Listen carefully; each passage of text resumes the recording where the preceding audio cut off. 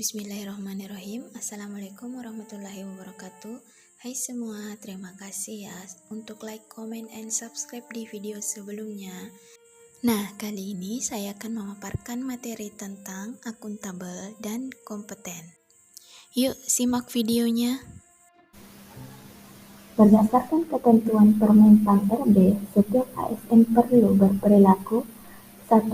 Akuntabel, yaitu kewajiban untuk bertanggung jawab kepada seseorang atau organisasi yang memberikan amanat.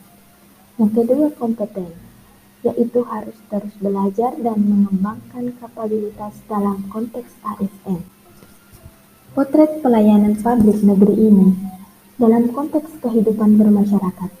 Kita sebagai individu ataupun ASN pun mungkin sudah bosan dengan kenyataan adanya perbedaan jalur dalam setiap pelayanan. Contoh, dalam kehidupan masyarakat, proses mengurus sebuah dokumen dengan harga misal 100.000 membutuhkan waktu 3 hari, tapi pada kenyataannya banyak orang yang dapat memperoleh dokumen tersebut dalam hitungan jam dengan tambahan dana yang beragam. Payung hukum terkait layanan publik yang baik tertuang dalam Undang-Undang Nomor 25 Tahun 2009 tentang Layanan Publik. Pasal 4 menyebutkan asas pelayanan publik. Namun, sebuah aturan dan kebijakan di negeri ini kerap hanya menjadi dokumen status yang tidak memberikan dampak apapun ke unsur yang seharusnya terikat. Konsep akuntabilitas panduan perilaku ada 3, yaitu pertama, melaksanakan tugas dengan jujur, bertanggung jawab, cermat, disiplin, dan berintegritas tinggi. Yang kedua, menggunakan kekayaan dan barang milik negara secara bertanggung jawab, efektif, dan efisien. Yang ketiga, tidak menyalahgunakan kewenangan jabatan. Panduan perilaku akuntabel. Setiap organisasi memiliki mekanisme akuntabilitas tersendiri. Mekanisme ini dapat diartikan secara berbeda-beda dari setiap anggota organisasi hingga membentuk perilaku yang berbeda-beda pula. Hal-hal yang penting diperhatikan dalam membangun lingkungan kerja yang akuntabel adalah kepemimpinan, transparansi, integritas, tanggung jawab, keadilan, kepercayaan, keseimbangan, kejelasan, dan yang terakhir, konsistensi. Akuntabel dalam konteks organisasi pemerintahan.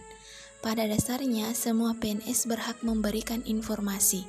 Namun, dalam prakteknya, tidak semua PNS punya kemampuan untuk memberikan informasi. Tugas mayoritas ASN dalam konteks informasi ialah hanya berwenang memberikan informasi atas apa yang dibutuhkan oleh pimpinan untuk mendukung pelaksanaan tugasnya. Tantangan lingkungan strategis. Saat ini, dunia sedang dalam situasi penuh gejolak, disertai penuh ketidakpastian. Keadaan ini disebut dengan VUCA world. Faktor VUCA menuntut ekosistem organisasi terintegrasi dengan berbasis pada kombinasi kemampuan teknikal dan generik, di mana setiap ASN dapat beradaptasi dengan dinamika perubahan lingkungan dan tuntutan masa depan pekerjaan. Kebijakan pembangunan aparatur. Terdapat 8 karakteristik yang dianggap relevan bagi ASN dalam menghadapi tuntutan pekerjaan saat ini dan ke depannya. Yang pertama, integritas. 2, nasionalisme. 3, profesionalisme. 4, wawasan global. 5, IT dan bahasa asing. 6, hospitality. 7, networking. Dan 8, entrepreneurship. Pengembangan kompetensi ada 4. Yang pertama, upaya peningkatan kompetensi yang dilakukan organisasi maupun individu melalui proses perencanaan, pelaksanaan, dan evaluasi sesuai dengan kebutuhan organisasi pegawai. Yang kedua, setiap ASN memiliki hak dan kesempatan untuk mengembangkan kompetensi. Yang ketiga, diarahkan pada pengembangan kompetensi sesuai dengan kebutuhan jabatan. Yang keempat, pengembangan kompetensi sebagai salah satu dasar dalam pengangkatan jabatan dan pengembangan karir. Panduan perilaku kompeten ada 3. Yang pertama, meningkatkan kompetensi diri untuk menjawab tantangan yang selalu berubah. Yang kedua, membantu orang lain belajar. Yang ketiga, melaksanakan tugas dengan kualitas terbaik. Terima kasih sudah menonton. Jangan lupa like, comment, and subscribe ya. Wassalamualaikum warahmatullahi wabarakatuh.